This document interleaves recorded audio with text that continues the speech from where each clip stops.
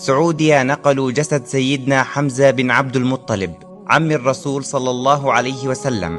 لن تصدق ماذا وجدوا بداخل القبر.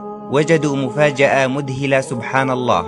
ولكن قبل أن نبدأ عزيزي المشاهد، فضلا وليس أمرا، لا تنسى الإعجاب بالفيديو والاشتراك في القناة، وصل على خير البرية إنه محمد صلى الله عليه وسلم.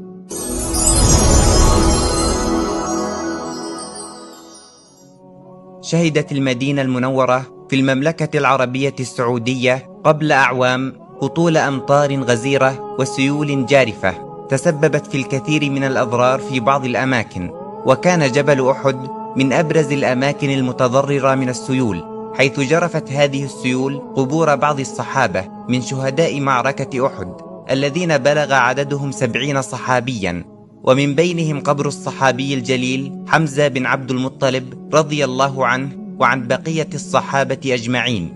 شهود عيان يروون ما حدث لجسد سيدنا حمزة بن عبد المطلب عندما قاموا بنقل جسده بعد 1400 سنة. ذكر الدكتور طارق السويدان في سلسلته القيمة قصة النهاية نقلا مباشرا عن فضيلة الشيخ محمود الصواف عن الحادثة العظيمة التي تشرف بها بعض العلماء في مكة المكرمة في إعادة دفن بعض الصحابة رضي الله عنهم من شهداء أحد، حيث قامت الحكومة السعودية باستدعاء عدد كبير من العلماء في المملكة من أجل نقل جثامين الصحابة الكرام إلى مقبرة آمنة وبعيدة عن سيول الأمطار، وهذا للحفاظ على رفات الصحابة. وكان من بين من شارك مع العلماء الشيخ محمود الصواف. يقول الشيخ محمود على لسانه: كنت أنا من أحد العلماء الذين تمت دعوتهم في دفن أحد من الصحابة رضوان الله عليه، وهذا لأن المقبرة أصابها سيل وفيضانات فانكشفت الجثث، فدعيت أنا بجانب مجموعة كبيرة من العلماء وشاركت في نقل جثمان سيدنا حمزة بن عبد المطلب رضي الله عنهم جميعا.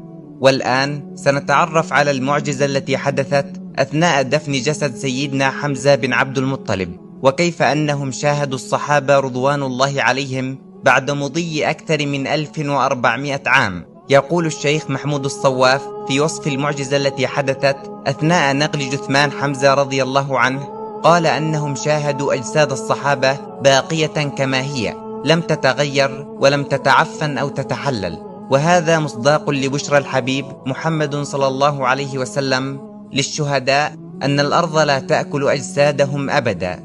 ويقول الشيخ في وصف سيدنا حمزة أنه كان ضخم الجثة مقطوع الأنف والأذنين، وكانت بطنه مشقوقة، فوضعت يدي على بطنه، ولما حركناه ورفعت يدي عنه سال الدم من بطنه، وعند سيلان الدم شممنا رائحة مسك طيبة زكية لم أشم مثلها في حياتي، ملأت المقبرة، فدفنته مع من دفنت من صحابة النبي محمد من شهداء أحد. يقول الدكتور طارق السويدان: هذا ثابت بالتواتر وبرؤية العين، فسبحان الله العظيم، بعد مضي أكثر من 1400 سنة ما زالت أجساد الصحابة حية إلى الآن.